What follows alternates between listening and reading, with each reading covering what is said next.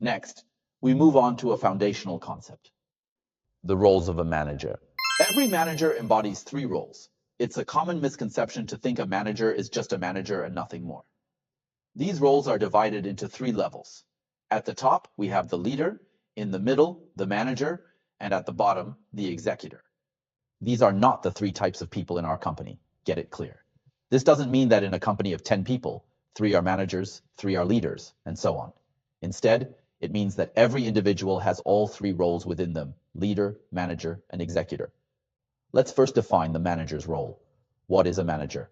This really needs to be popularized. A manager is someone who gets work done through others.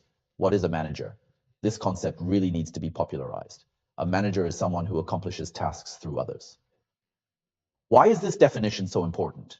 It might not sound extraordinary, but many people who have been managers for more than 20 years and still don't understand that a manager's role is to achieve results through the efforts of others.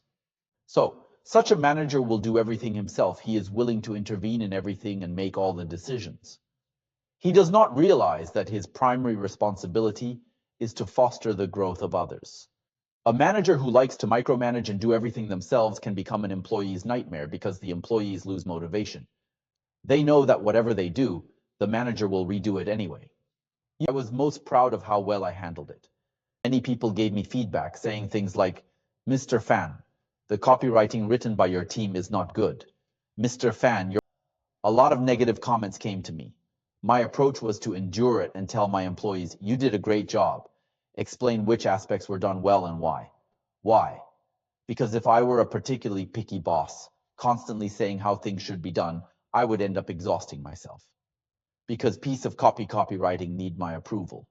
They think Mr. Fan has to review it, so just submit it to Mr. Fan. But where would I find the time to read? That is because I can understand that making mistakes is essential in the process of employees' growth. As a boss, you need to be able to pay for the mistakes of your employees. A very important reason why many bosses like to criticize their employees is that they are not psychologically mature enough. They hope to draw a dividing line and say, "It's not my fault. These guys made mistakes because they are incompetent. It's not my fault, so I have to scold them." After scolding, it feels like I'm not responsible anymore. In fact, why can't you share the responsibility with your employees? Say, "This is how our team is. We're not mature enough yet, but we're getting there." As a boss, being someone who shoulders responsibility, facing mistakes together with your employees, is what allows them to grow the most. You need to understand that your responsibility is to complete the work through others, and your primary responsibility is to foster the growth of others. The measure of a manager's management ability does not lie in the achievements you. The most important criterion for measuring you is to see what kind of team you have cultivated.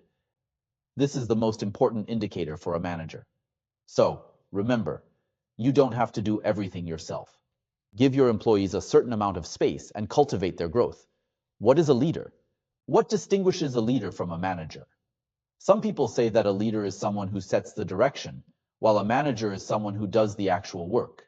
That's not quite accurate because it implies that managers don't think or consider the direction. That's certainly not the case.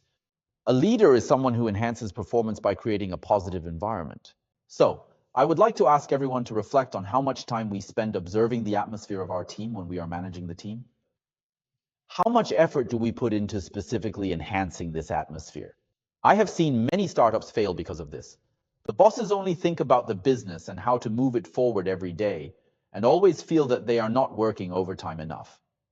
They lead by example and working themselves to the point of needing hospitalization. But the atmosphere and morale of the company have already hit rock bottom. The boss doesn't realize it and just think that the team is being overly sensitive. But in fact, you need to understand that the real leadership role requires you to maintain and build this atmosphere. Similarly, creating a positive atmosphere is not something only a high-ranking person like a regiment commander can do. It's not just the responsibility of senior people to think about atmosphere. Have you ever seen the difference between a good team leader and a bad owner? Even a small team leader can create an atmosphere by saying, for example, "Take a break, I'll cover for you. You seem tired." These actions contribute significantly to the overall team spirit. Even a small team leader, without any authority or financial resources, can still create a completely different atmosphere. Now, let's consider this. Compared to a team leader, don't we have significantly more authority and resources? But have we ever neglected the issue of creating an atmosphere? So this is the second very important role. You always carry the role of a leader within you. And there's another important role, which is the executor. The definition of execution is delivering results. Here's an interesting story to illustrate this point. A Chinese person once went to Russia and saw two Russians planting trees. One person was digging holes and the other was filling them back up with a shovel. Another person went over to dig another hole and this guy filled it up again. He kept digging holes and filling them up. The process repeated. One would dig a hole, the other would fill it up again. The Chinese person, puzzled by this, asked, "What are you doing? I don't understand. Is this some kind of custom? Digging holes and filling them up again?" Getting off the cart to inquire, he asked, "Brother, what are you doing?" The Russian replied, "We're working." "What kind of work?" "We're planting trees." "Planting trees? I haven't seen you plant any trees."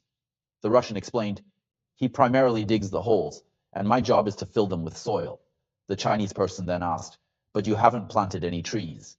The Russian replied, "The person responsible for planting the trees didn't come today." Did they execute their tasks? Yes, they did. They did what they were told to do, dig 500 holes and fill 500 holes with soil, but they were never told to plant any tree. Everyone laughs at this story, but think carefully. How many of us are doing similar things in our daily lives? We do our assigned tasks, expect our pay, and each person seemingly does their part, but in the end, there is no output. This is a lack of true execution.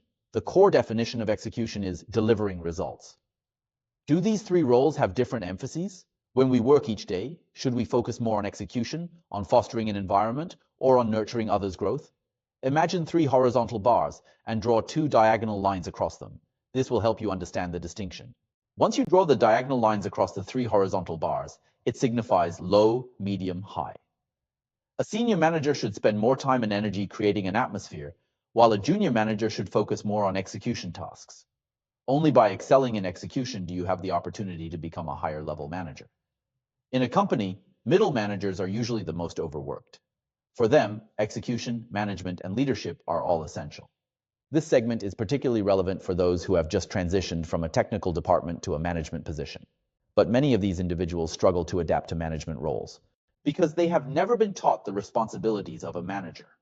When these individuals transition to management, they often continue to use their previous method of working hard themselves, expecting others to work in the same way. They don't realize that they need to achieve results through others and that they need to foster a positive atmosphere. These are the two most basic parts.